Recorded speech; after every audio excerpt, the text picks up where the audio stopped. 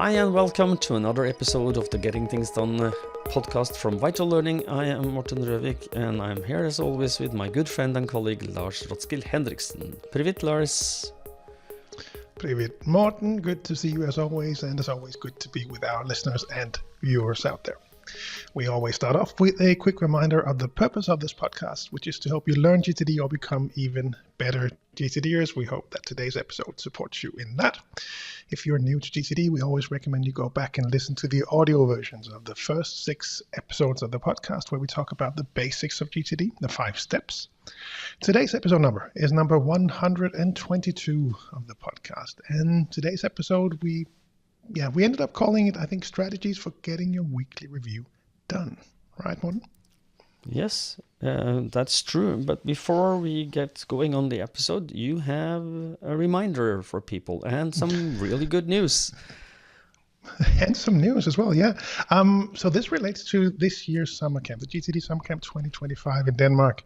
Back in December, when we were almost about to open up the sign-up forms, I got an email from Catherine Allen, wife of David Allen, asking where can I sign up for the summer camp. And that was quite a surprise. We did not know that would happen, but it turns out that they decided to join us this year. So there'll be a lot of GTDers, nice GTDers. You'll learn a lot. It'll be a fantastic weekend, but you will also have a chance to say hi to David.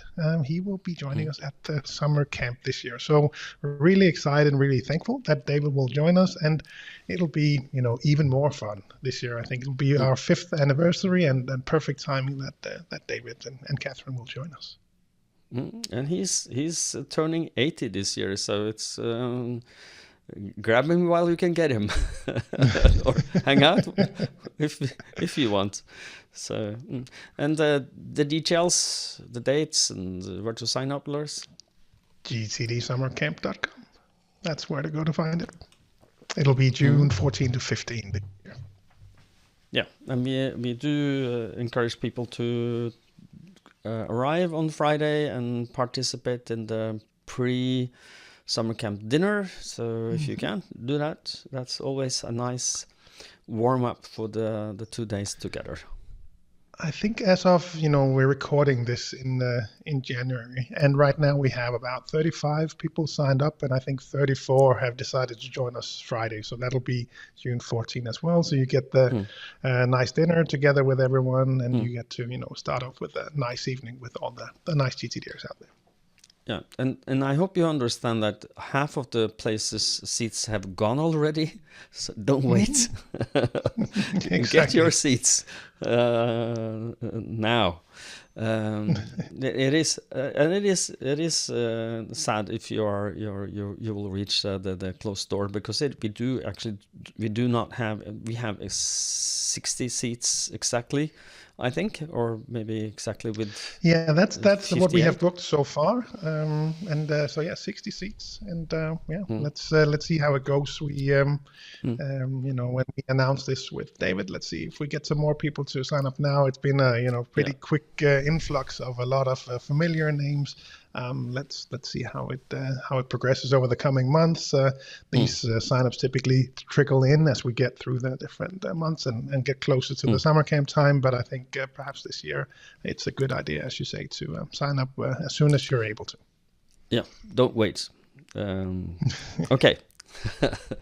Back to strategies for your brain and the weekly review.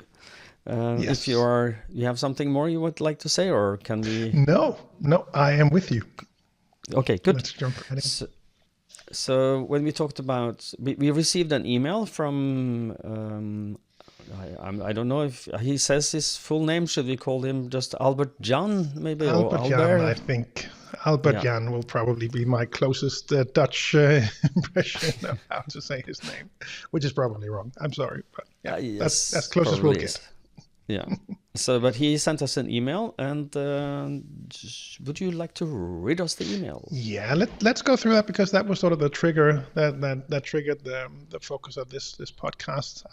It came in not too long ago. It says, "Dear Morten and Lars, I hope this email finds you both well. I've been a long-time listener of your podcast and truly appreciate the insightful discussions you have about productivity, especially when it comes to getting things done. Your perspectives have been incredibly helpful in refining my own approach to managing tasks and staying organized." Happy to hear that. One aspect of GTD I'm struggling with is the weekly review. While I feel great after completing it, it gives me clarity and a sense of control, I often find it difficult to get started. I try to do it Monday morning, first thing, but postpone it a lot and sometimes start on it at the end of the week. Do you have any tips or strategies to make starting the weekly review easier or to make it feel less daunting? I'd love to hear your thoughts or experiences. Thank you for all the work you put into the podcast. It's been a game changer for me. Looking forward to hearing from you. Best regards from Albert-Jan from the Netherlands. And these kind of emails is why we continue doing this. So keep those emails coming. So yeah, thank you, Albert-Jan, for this. Yeah, and we both in the pre-show understood very clearly that this is not a very specific and outside the box kind of problem. Everybody has struggles with their weekly review. So Albert-Jan, you are in a very good club. I'm just going to say that. Welcome to the club of people struggling getting things done, weekly review, to become part of who you are. So that, as David says, if you don't do it, you will feel like you have dirty underwear on.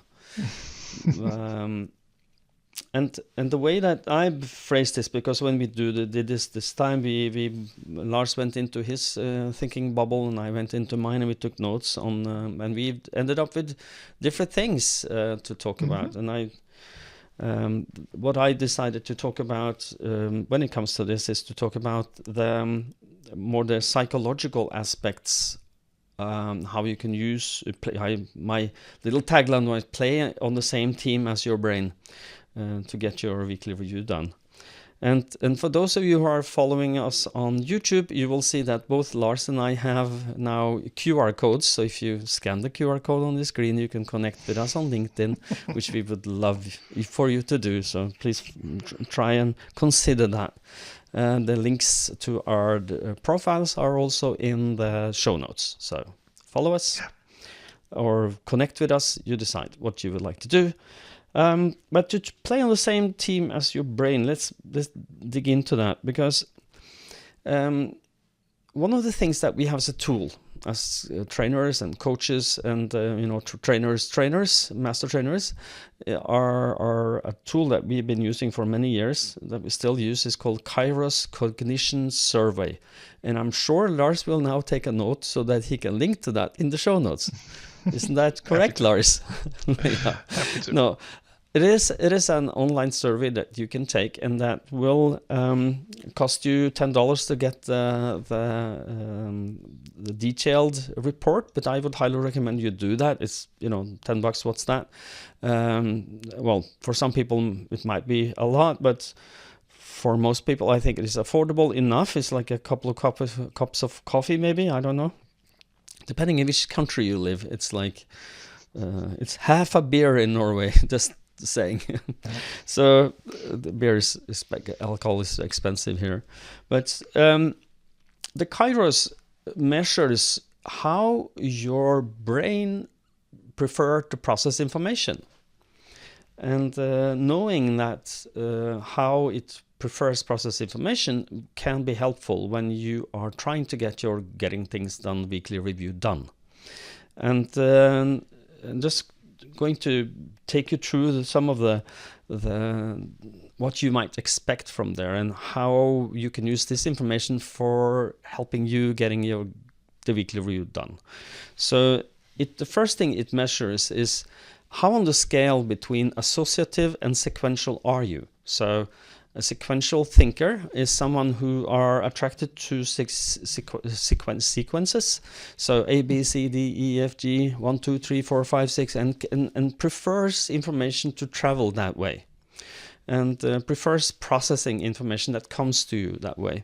Typical examples of people who are highly sequential are lawyers,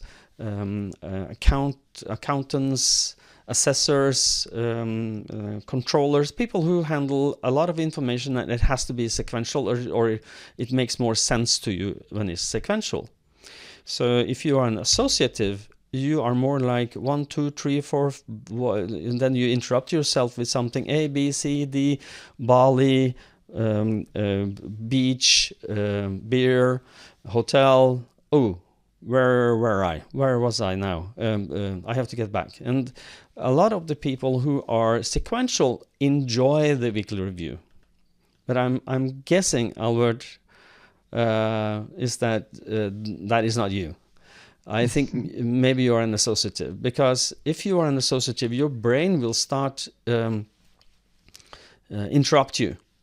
Let's say that you are trying to reflect on something you need to do, and you have to decide what to do, and that is not an easy thing for associative people, because your brain will try to hijack that conversation. Many reasons to that. I'll get back to a couple, but it will try and hijack that internal conversation that's going on in your brain. So when you're trying to make a decision, it's going to be harder for you. So one of the strategies that I do recommend people is do it in short spurts. So like try do 25 minutes and 5 minutes doing nothing, or shorter.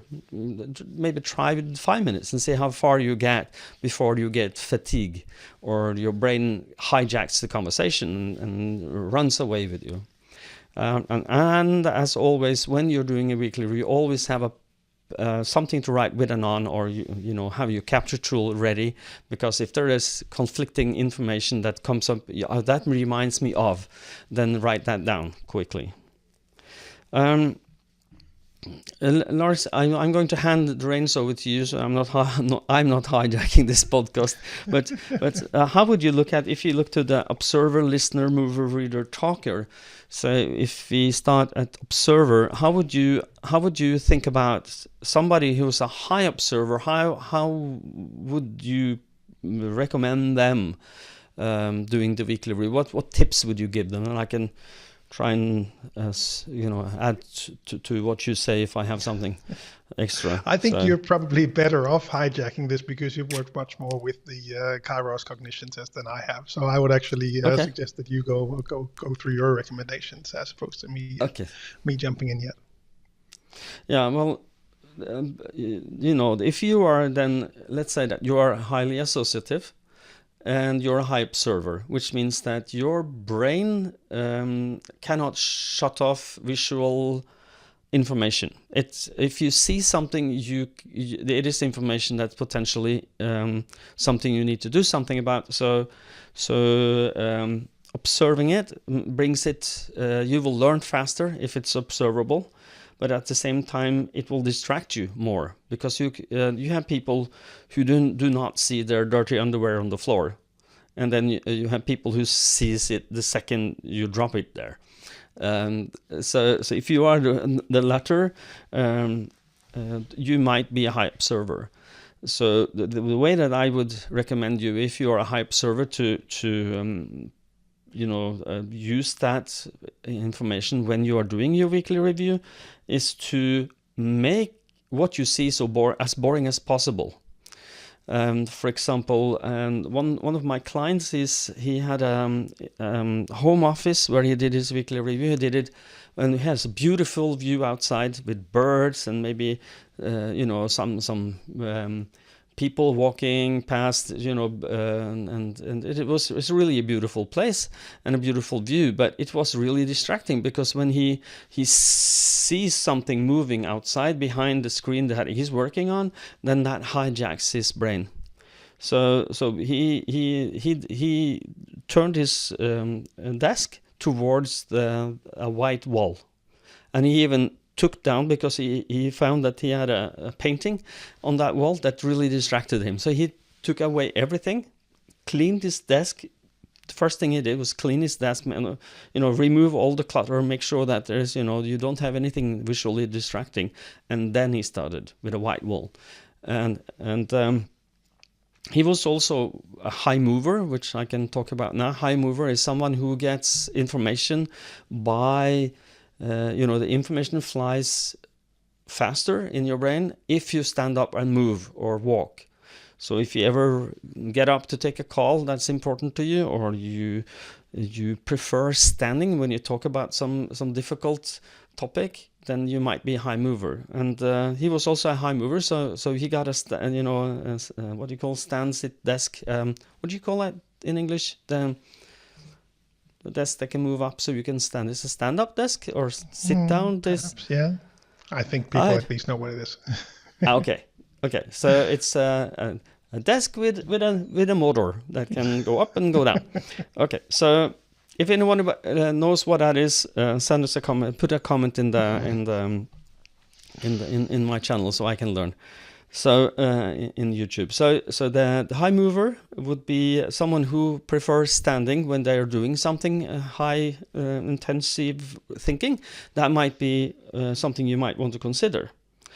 And if you are a high listener, that's the third thing that we talk about when it comes to the kairos, in addition to the associative and sequential. So high listeners or low listeners, if you're a low listener, you don't hear, your visual information does not flow easily for you. But if you're a high listener, you might, if you're quiet in a room, you might very clearly hear the fan, or your AC going, or the neighbor talking in the neighboring office. Anything that is visually, audio-visually cluttering your brain, you should try and escape from. So it might be a good beneficial for you then to put on a headset if you can't move out of that physical environment, and then maybe even consider putting on some very monotone music that might block out your receptors in your ear, or the part of your brain that does that. So when we come to talker, and we have something called reader, and if you're a low reader, it's difficult for you to read information, but then you really need to slow down your brain when you read something. If you have something that you haven't decided yet, but it involves reading, then set aside time to do that. And it might as well be interesting for you to do the reading in advance, so you don't do it when you do your weekly review, because reading might be difficult for you. It takes time. I'm a low reader, so if somebody present me something, I would like to. I'm getting really old school, so I print sometimes when it's if it's important to me, I will.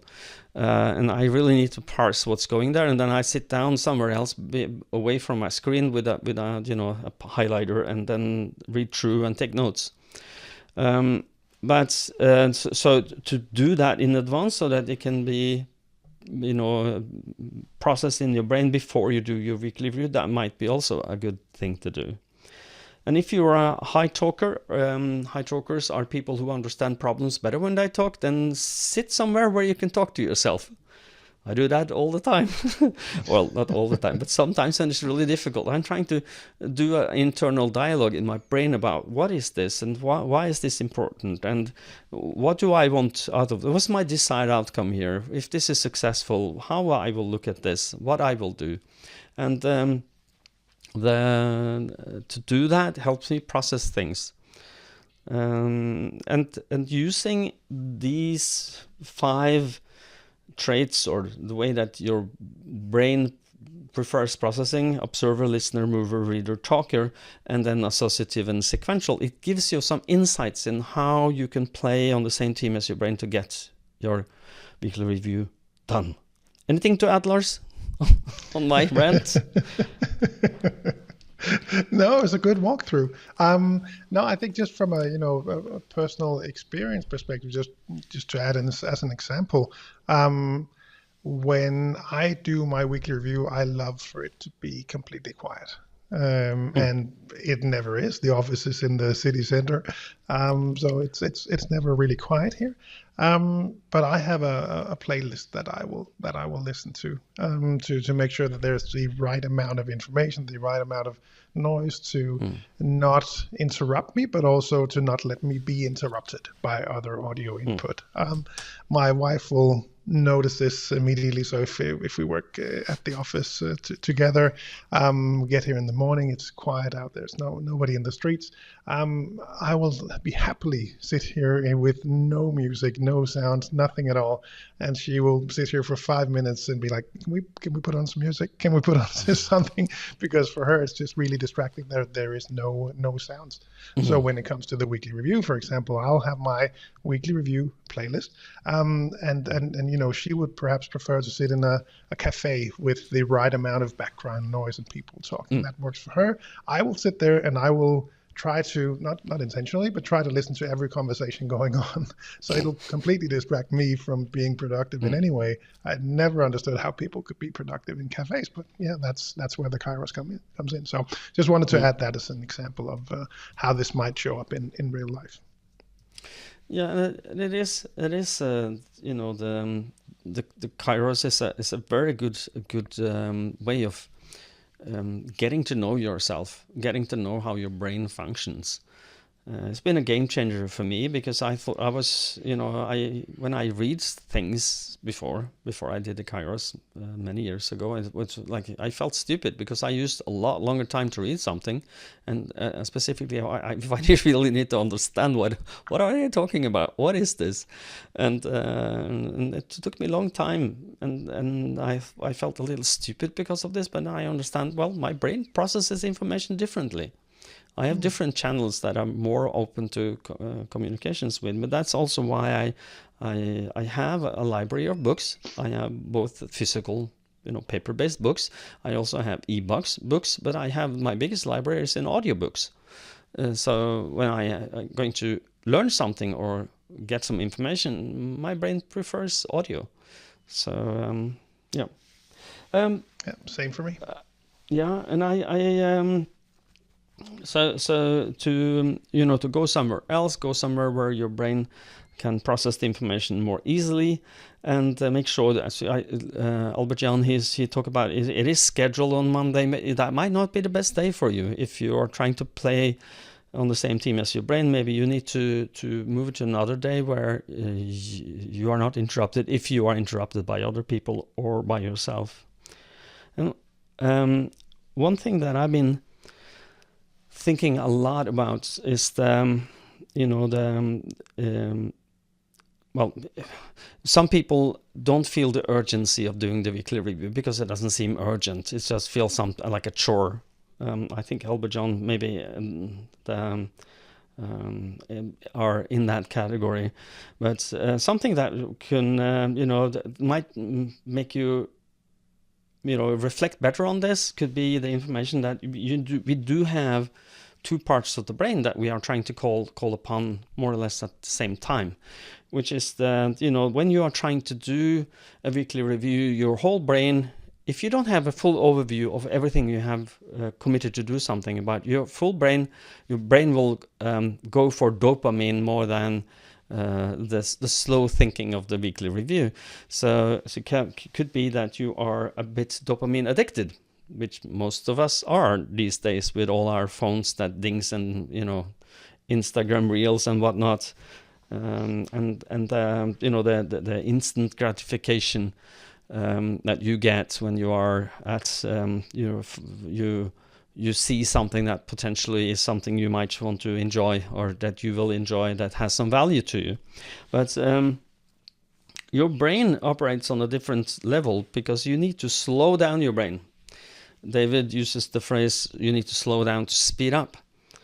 And when you are slowing down, you are, instead of being in the amygdala, where all your emotions and feelings and traumas are inside your brain, in the stem of your brain, you are calling upon the frontal cortex, which is in the front of your head. And the frontal cortex is the thinker, the long-term thinker, the strategist, the wiser part of you that are not doom scrolling on Instagram.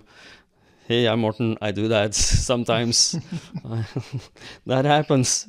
I'm not proud of that, but it happens. So, but the commonsensical thinker, the long-term planner, lives there. And if you are living in the what I call the amygdala kaching, which means that every time you find something that might be good for you, or you find something on somewhere that you can enjoy, it's kind of kaching. And the same idea is that when you do something, you can mark something as off, done. You mark it off and go ting. This is also kind of the same idea, as it's more interesting to do that than to think. But you need to think before you do to make sure you're doing the right things. If not, you're just doing, which is not getting things done at all. So anything to add to that, Lars? Do you have some insights? No, that makes sense. That absolutely makes sense. And I think it's a good perspective to keep in mind. Also, in the way he describes it, that he knows that it feels great to complete it. I think that's one of the first steps that people have to get over. So that probably tells us that he's been doing a GTD for a while now, because that would be a typical starting point. Do people actually understand the value of the weekly review? Because otherwise, it will likely never win. When you look at, okay, I could do a weekly review, or I could check off these 8 things, right? So he knows the value of it. So then it would be, I would be curious to hear why is it that we keep postponing it? It could be, like you said, Monday morning could be the wrong place to put it. But he sort of asked for both. How do we make it, starting the weekly review easier, or to make it feel less daunting? And I think, some of the strategies that you mentioned will hopefully help him reflect on ways for him how he could perhaps get started easier with the weekly review. One of the things that I would do if I was you, Albert Jan, is to remind yourself, because you're writing that it feels good after. One of the things that I ask my coaching clients to do is to remember that really good feeling when you're done.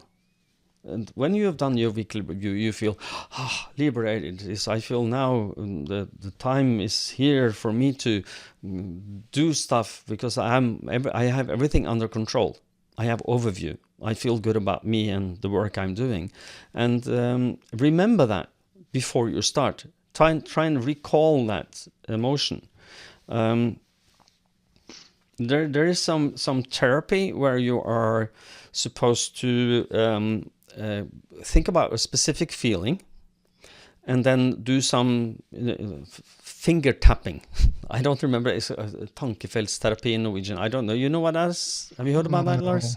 That one was difficult. No, don't know that. No. Oh, I know. Well, I think I know what you mean, but I don't know the English word for it, at least. No, me neither. So, but the idea is that you focus on what you want to, the emotion you would like to have. And then you think about that emotion, then you tap somewhere, like you can tap a knuckle with your index finger. And then just think about that, keep tapping, think about a good emotion, think about it, and think about it. And do that, a few times every day. And then when you get to the point where you are going to feel that emotion, just tap, and you will come back to that.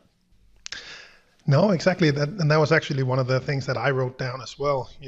Since he already recognizes that feeling, the value of the weekly review, why not capture that, as you mentioned, and then also perhaps include that as the starting point? It could be, starting the weekly review with a quick reminder of why I'm actually doing this. Well, I'm doing this to achieve the clarity and sense of control, as he described it in his email. So that would be a perfect one. Or perhaps have it as an affirmation. If he uses affirmations, then I love that feeling of, clarity and control that I get from doing that weekly review every Monday morning, or whatever it might be, right? Yeah. But at least, because he knows the value, then I would definitely look to use that in some way to try to establish this as a habit. Yeah. One of the things that he could also do that I think might be beneficial is to, when you've done it, you will celebrate the win. I suggest that you make it even stronger. emotions. So if you stop as the last last stop on your, or last item on your checklist for a weekly review should be celebrate that I've done it, and look through your what you've done, and then think about how did this make me feel, and just emphasize that, and maybe even do your your little therapy here, so that you remind you of that. And I have tried that out with some of my clients, with not for weekly review, but they had other issues that they would like to work on, and that's use the tapping, and then connecting the tapping with the good emotions that they want to have when other things happens. So but to celebrate the wins, and then do a little victory dance. I highly recommend that. The little, especially if you're a high mover, you will connect the good emotions with just a little.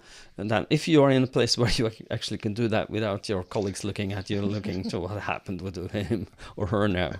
So, and one of the things that we did not touch upon is that do it scheduled, which is doing. Go somewhere else. Might be that the office or wherever you are doing this is not the right place. Could be that you need to hide more, even hide more from your visual or audio-visual inputs. And it might be very beneficial to do a buddy tag team, team up with someone who is getting things done. And another little plug for the summer camp is that we always try to team people up. If you want to have a GTD weekly review buddy, you can. So that we have people, I think we mentioned this on previous podcasts as well, who are doing, a GTD friend of mine are doing, and a summer camp participant, he's doing his weekly review with his American weekly review buddy. And that is inspiring. They are meeting every week to do their weekly review together. So and just to be accountable to someone else than yourself. So kind of like, okay, I have a meeting with my buddy Bob, the weekly review buddy. And then I know that when I have my meeting with Bob, I show up like any other meeting. But the only difference is we will not talk. We will just do our weekly reviews together. You can do it on Teams. You can do it on Zoom. You can do it on Google Meet, or you can do it physically. If you're in the same company, you might want to do it physically together. Get into a meeting room. Get a reserve meeting room for you and your buddy Bob, and set aside an hour and do your weekly review together. I think that's very powerful, the accountability part, because if you don't feel like it, he will feel like it. At least you will both think that the other person is motivated, and that helps, even though you're not. Either of you might not be, but don't tell that. Don't tell. Just do it. Yeah. So. Well, anything to add, Lars, to the buddy system? Well, definitely the buddy part is a good idea. That was also one of the things that I had noted down, perhaps to look into. Is there someone nearby? Could be a colleague, could be a friend, someone you could actually do the weekly review with together. Like you said, it really is a help for many people. I think when we did the live stream on YouTube last year, I think everyone had that sense of, all right, we're all doing this, we're all sitting down, everyone's focused and walking through the steps of the weekly review. It really helps to do it together with someone. And we are going to do that again. The guided weekly review. So just want to give you a heads up that that's going to happen. We don't know exactly when yet, but and if you think that is a good idea, you might want to drop us a comment on the YouTube channel, or give us a like, or send us an email at. Have you forgotten what? No, I'm just giving you a ball. It's podcast at VitalLearning.eu, but I'm trying to just throw you a curveball, which you... Podcast at Nordics.eu. No. I know It is. I've been having problems with that previously, but not It's anymore. been But a while. I tried to throw your curveball, but you totally lost that ball. But it is podcast at VitalLearning.ek, or comment, or whatever you would like to communicate with us. If you connect to Lars on LinkedIn by using the QR code, you can, and send him a message there if you like to do the weekly review, or maybe me with my QR code. So now we are promoting. Connect with us on LinkedIn. Feeling and very send. pluggy today, Morten. Yeah, I am. No, but it's all in the best interest of you, the watcher or listener. The reason I'm doing this is because we are helping. If you are on LinkedIn, if you're more or less active, you check it every now and then, and you like some of the things that Lars and I do, you follow us or connect with us, you will see GTD related things in your LinkedIn feed. We share things that has value for you, and LinkedIn has a very good translation function. And we just recently shared that we have crossed 500,000 downloads on this podcast, which we should probably celebrate somewhat. We celebrate it. No, but it is for us, milestone. But it is important for you as well to to celebrate what you are doing and get your weekly review done. So I don't know. Anything to add, Lars? Yeah, no, haven't really spoken much about how I would approach this, and we already covered some of the tips. I think if I were, I'd be curious to hear more about the reasons behind all of this, because we'll give our best tips and ideas based on the information that we get. But I would be curious to hear, so why is it postponed? What takes its place? Because that is, a very common challenge for many people out there, that they try to do the weekly review, but something came in the way. And I would love to hear, or at least for Albert just to sit back and reflect, what is it that shows up? Is it external interruptions? Because people can have a tendency to think that, but it might also be internal interruptions that, all right, now I'm just going to send this email. Oh, now 3 new emails came in, and now I'm going to, just answer them. And then I have to get this done, and now I have to get their meeting. And then the weekly review never happened. So I'd be, first I'd be on the hunt for what is happening, what is getting in the way, because it could be we're trying to cure something that isn't actually the reason, because the question is, how do we make starting the weekly review easier or make it feel less daunting? But it could be something else that is actually behind all of this. And one of the most common things I think is that people get stuck when they get started is to empty their inboxes, and they have set aside an hour and they spend that whole hour actually just emptying inboxes and never getting to the good parts of actually reviewing your system, getting clear, getting current, get creative. That get current part, they get stuck in get clear, and then they move on and keep doing things like you mentioned in the beginning, that we just check things off as opposed to doing the right things instead. But I was thinking, some of the challenges that I've come across, at least for myself as well, it can be hard for me, at least, to stop doing and start thinking. Switching from that, different modes as you. I know exactly what you mean. Exactly, and it can feel wrong, because I'm very diligent about how many things I put on my list now, and there are not many things on my list. But it still feels like, should I stop and just look at my list as opposed to actually checking things off? That kind of feeling can really interrupt my motivation to do a weekly review. So that could perhaps be one thing to look out for. There's one line in the GTD seminar, the level 1 seminar, where David says, everything on your list is either attracting or repulsing you psychologically. There is no neutral territory. And I can really recognize that, both from the list of my list or the contents of my list. If their lists are too long, I don't want to go through them. It's just overwhelming. For the most part, my next actions, that part can be fine, but I remember back when my someday maybe list was just a mile long. OneNote section with just, okay, so there are too many things. Hey, let me subdivide them. Or maybe I should cross some things off that list because there are so many ideas and I'm never going to get them done. So maybe I should just cross them off and make it easier. One thing that has been a challenge for me has been projects. I've tried a lot of different ways to review them and really stop and think. Same challenge in stop doing and start thinking. I've had my list in Remember the Milk and Outlook and OneNote and Todoist and reminders now, and I've tried to extract them and put them on other formats. I have had them in a presentation format that I would walk through and just have one project per page in the presentation. Really try to stop my brain from processing and just stop and think, just focus on that project.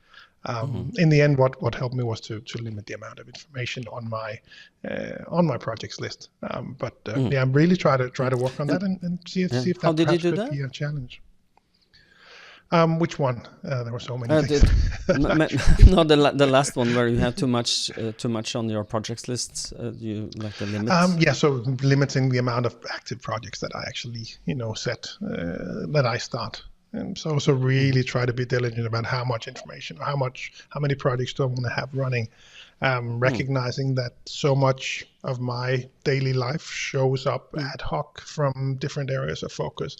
So having too many projects moving at any one part will be too much of a challenge. Yeah. No, I'm thinking that you're onto something. One of the things that I would recommend my coaching clients is always have an on hold or a pause list where you have a list where you drag your next actions and projects that are not active right now, to create a balance so that you're not overwhelmed but attracted to your projects list as well. So you're not, the active projects are on your desired outcomes list or the project list. So that's a good tip. Yeah, I think so too. So making sure that because specifically if you are, and I'm just reminded of, now I will write that down because I have two thoughts at the same time. Let me write the one down. So, got it. So no, but when you have too much to look at. I'm sorry, I just have to pause here. I love that we just stopped talking in the middle of the podcast to capture something. That could not be more GTD perfect. Sorry. Thank you for your patience out there, but we just have to capture those things. You understand us, and we appreciate that. Yeah. Well, it is GTD, so we are not playing GTD. We teach people GTD, and we do it. So even in a podcast. So that's how unpolished our podcast is. But getting back to the weekly review is that when you are on pause and for those of you who are not familiar with the on pause or the on hold list, it is just a list where you can drag your next actions and your desired outcomes when they are not active. So if you're waiting for something or it is just too much to do, you can look at your active projects list and then look at what can wait 1 week or two, and then just drag that out of your list, and you will look at it and you will be more like in the seminar video where we talk about, or David talk about, this either attract you or repel you. It is a kitty cat and a skunk, I think. So either you want to pet it or you want to remove yourself from it. And if you look at your next actions lists or your projects list and go,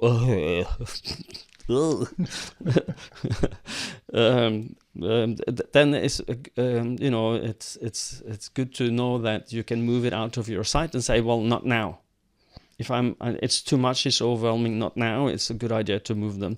But I am also reminded of my son thought he taught me when he was around 13 years old, and he says, seriously, Dad, are you going to do that? And so that I would just remind you about the seriously. So if you put things on your list, even on your someday maybe, are you seriously going to consider that every weekly review? Is it so important for you? And if so, keep it. If not, delete it or put it somewhere else. And when hell freezes over list. I don't know. Whatever list you want to just to get it out of your face, because your list is supposed to be attractive. If they're not attracting you, you're not doing it correctly. So back to what I wrote down is that sometimes I do what I call a brief weekly review or a short weekly review. So instead of doing a deep one where I go through all the lists, I just go through the active lists of projects and next actions and waiting for. And that's what I'm looking at. That will take me maybe 30-40 minutes to go through, but when I finished, I feel overview. But not every week I have to go through the on hold, and definitely not the someday maybe, because someday maybe is something I want to do. I have to incubate it a little. So and to get into the habit of breaking the barrier between your daunting feeling of the weekly review by telling yourself, I will just do a short one this time, and your brain will go, oh, really? Thank you. Let's get going. So, and I definitely recognize that as one of the things that I noted down as tips as well. Either chunking it up, like you mentioned earlier, could be Pomodoro, or however you want to slice that, if that can be helpful for you, or just one thing that works for me is that I have a monthly weekly review checklist. Step one would be to have your own checklist. I highly recommend that. Make your own checklist that could include some attractive stuff on there. Just, if it's hard to get started, why not, get started with some easy stuff, some attractive stuff. Get that good coffee, put on some, good music, whatever works for you. I think if you search on Apple Music, if you have Apple Music, if you search for GCD Weekly Review, you'll find my playlist in there. That works for me. Add your own steps, add a reward at the end, like you said, Morten, whatever works to, whatever triggers that for you. And then that, when I do a weekly review, once a month, obviously I'll do the monthly one, but all of the other ones in between, I will have that feeling, it's just it's just a little weekly review. That one's easy. So again, how you, the perspective and how you compare that, that works well for me as well. I just want to add to that, the checklist part of what we just talked about is some things that I've been recommending my clients to try out to lower the barrier is to go paper for your checklist. So you make it digitally and then print it. Like you can use Apple Notes or just Word or wherever, OneNote, to create that checklist, but print it and have it beside you, because then you can physically, you don't have to look at your screen, you don't have to jump Alt Tab to the right program to see where am I now. You can see it very physically and print it and then have it beside you when you're doing your weekly review. So the first part of the first item on the checklist, print checklist, and then refill coffee on the way back from the printer, and grab a croissant or a muffin on in the cafeteria and let's get going. I don't know, whatever makes it work for you, but just getting back to that, play on the same team as your brain.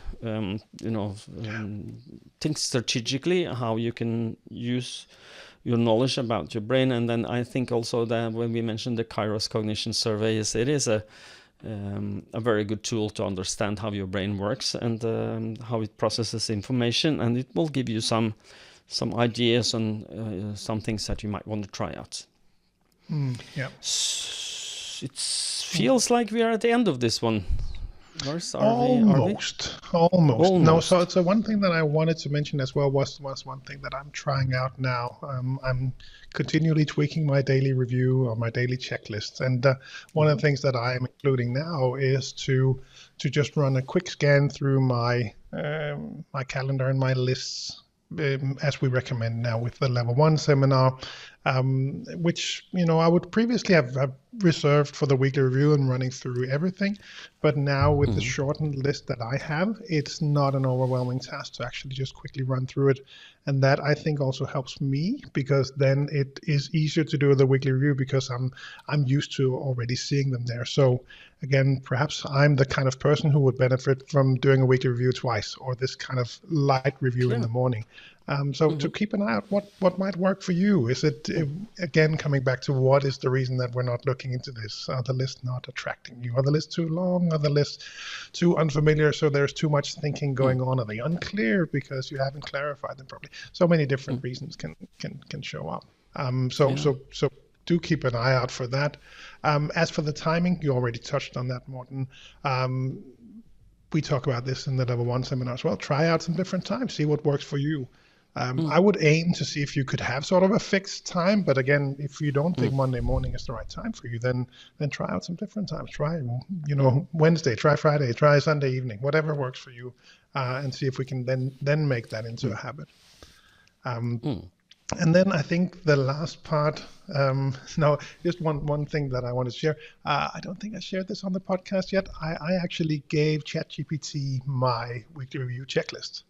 And I said, okay, now walk me through it. Okay. And it walked me through it step by step. All right, what's my first step? Well, that's this one. Okay, I'm done with that. Then it gave me the next one, and it added a few tips after each of them. This is my list of email inboxes or a list of inboxes that I need to go through. All right, I'll go through each one of them. It's not going to work as an accountability partner, but it was actually kind of a fun experiment and seeing how it might walk you through the different steps. Yeah. And lastly, I think you also already touched on this a bit, but don't try to make it perfect.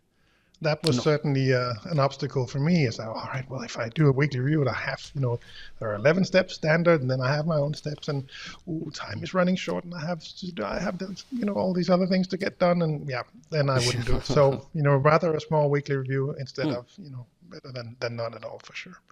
That would be the last tip, I think, for me to add. Yeah. Give yourself some slack.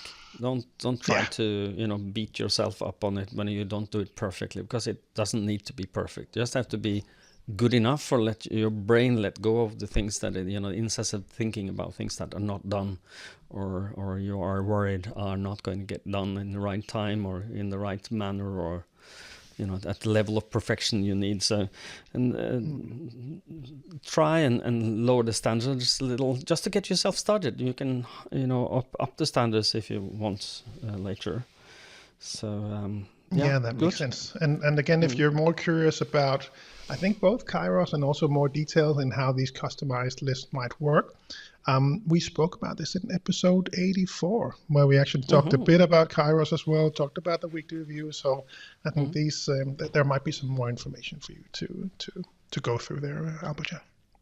And thanks for the question. Triggered a whole episode. Really appreciate it. For those of you who have questions out there, as Morten already mentioned, podcast at VitalLearning.eu will reach both of our inboxes. It will, and we will discuss them, and then maybe we will bundle them and do a few together, or like now with Albert Jan's good question, we did a full episode on just one question. But it is an important one, so I hope that you've enjoyed it, dear listener and viewer. And follow us on LinkedIn, I'm just reminding you. How do they do that, Morten? Is there a QR and they will you will go into if you're listening, you will go to the show notes and look at the show notes, and there are a link to both Lars and my profile, or use the QR code on the screen for Lars now, and later, Lars is now pointing on it. I will point on mine. It's there, and connect with us. So, are we now ready to be taken out by our eminent Lars, who is the outtaker of our... And I will continue the pluggy mood, which is to plug the GTD Summer Camp. We already mentioned it in the beginning. But as always, we're really excited about this. Again, we are seeing participants from all over the world, different countries in Europe, North America, Asia too. I really hope to see you there, June 14 to 15 in Denmark. Once again, gtdsummercamp.com. We have 2 different tickets this year. As Morten already mentioned, we have the Joining Us Friday ticket, where you get to hang out and have fun on the Friday evening and meet some of the participants there, or you can join us on Saturday, where the actual summer camp starts. 2 different tickets. Go to gtdsummercamp.com to learn more. And then the other plug that I am in charge of is to always remind you about VitalLearning.eu, because that is where you will find links to the different country websites. You can learn more about what we do, about getting things done, crucial conversations, crucial influence, all of that good stuff. VitalLearning.eu. If you are outside the Nordics plus, then head on over to cruciallearning.com to find your local partners. Yes, and to gettingthingsdone.com for find local partners and learn about coaching in the US and Canada. Yeah. So now it's my solemn duty to do as I always do, to tell us the same words that I've been doing since, I think, episode 4, 5, something. I don't know. It's been around for a while. Yeah. It's been around for a while. So until next time, please stay safe and stay productive. Bye-bye. Bye, everyone.